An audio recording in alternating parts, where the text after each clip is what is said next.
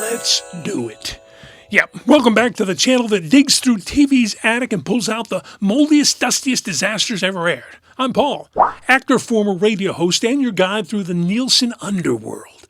Today I'm counting down the bottom 10 rated shows of the 1986-87 season. By the way, number 1 that year, The Cosby Show. But I'm here for the bottom. Yeah, these weren't just flops. They were full-blown implosions. The kind of shows that made network execs cry into their Folgers coffee. Oh, Mrs. Olsen knows what I'm talking about. Now, the Nielsen ratings were the holy grail back then. Yeah, if your show cracked the top 10, you got champagne.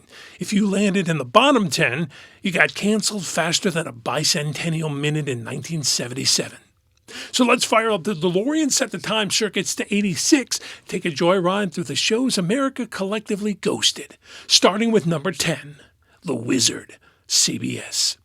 David Rappaport played Simon McKay, a genius inventor with a heart of gold and a toy factory full of gadgets. Think MacGyver meets Santa Claus, but with fewer viewers and more puppets. Do we have to go now? My house is so boring. Yeah, there's nothing to do at my house either. Nothing to do? You call boating down the Amazon, being chased by a crocodile snapping at you, or climbing Mount Kilimanjaro where one false step could be your last? Nothing to do? What do you mean? We can't do any of that stuff. Of course you can. In your head, in your imagination. That's the best place to play. It had action, whimsy, and a villain named Troyan. But despite its charm, The Wizard came up a bit short in the ratings. Number 9, Downtown on CBS. Oh, a gritty crime drama set in L.A. Skid Row. Life gets hot when Michael Lurie takes you downtown. Premieres Saturday, September 27 on CBS. The twist? The cops were all misfits, ex-con street hustlers. Robert Englund was in it. It tried to be edgy, but landed somewhere between Hill Street Blues and Barney Miller. Yeah, and nowhere near Elm Street. Now, viewers said, downtown? More like down and out. Number 8, Sidekicks on ABC. Oh, you might remember this one. I almost did.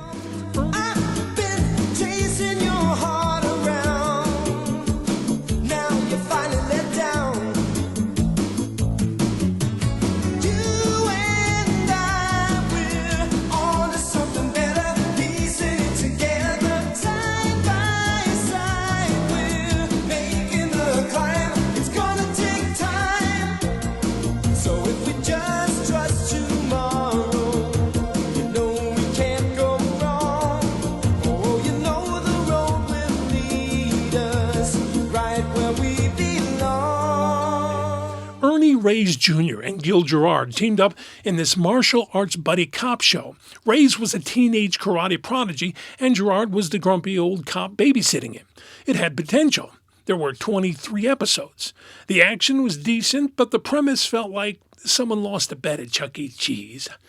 Number 7, Starman on ABC.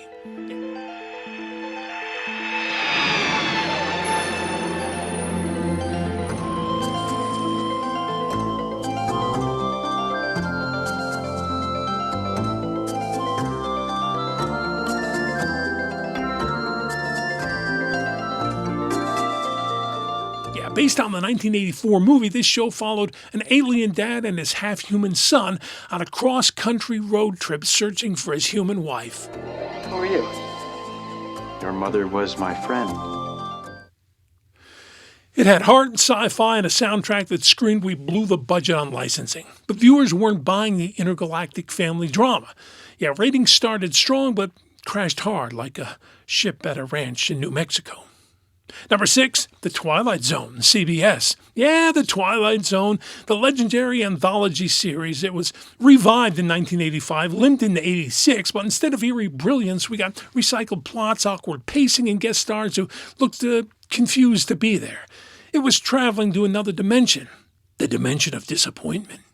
Yet, it's the only one of these that got renewed for the next season. Number 5, Life with Lucy, ABC.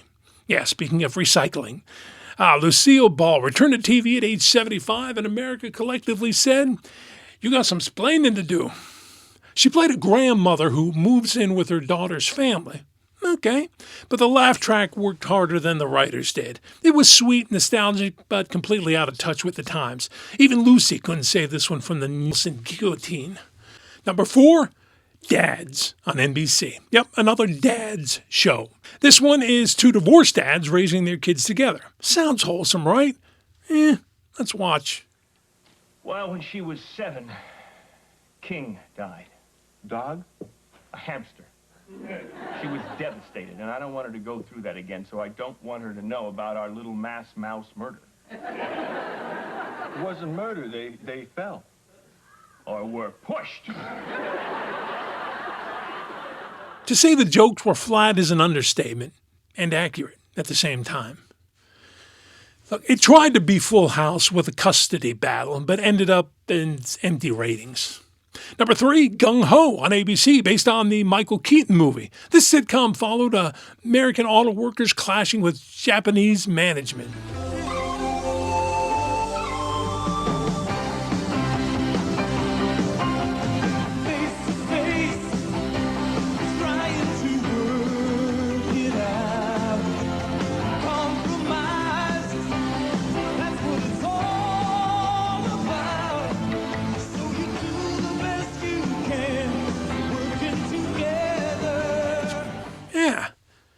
It starred Scott Bakula. Is it just me, or does he look a lot like Huey Lewis there? I mean, a lot. Anyway, it had potential. Cultural clashes, workplace comedy, but no heart of rock and roll. I had to. The show had bad jokes, stale plots, and suspect acting, but so did most ABC shows in '86. Number 2, The Ellen Burstyn Show on ABC. Yeah, Oscar winner Ellen Burstyn starred as a college professor named Ellen Baker juggling family life. It was classy, well-acted, and smart. Not what we wanted in '86. Well, it also didn't help that it was up against The Cosby Show, who I told you was number 1. And now the lowest-rated scripted series of '86. Number 1, Heart of the City.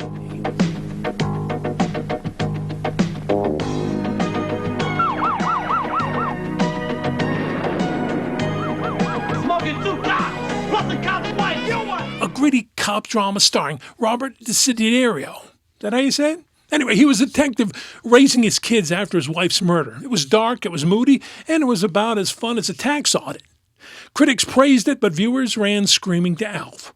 And there you have it. The bottom 10 Nielsen flops of '86-'87. Proof that the big stars, wild premises, and toy factories can't save you from the cold, cruel world of primetime television.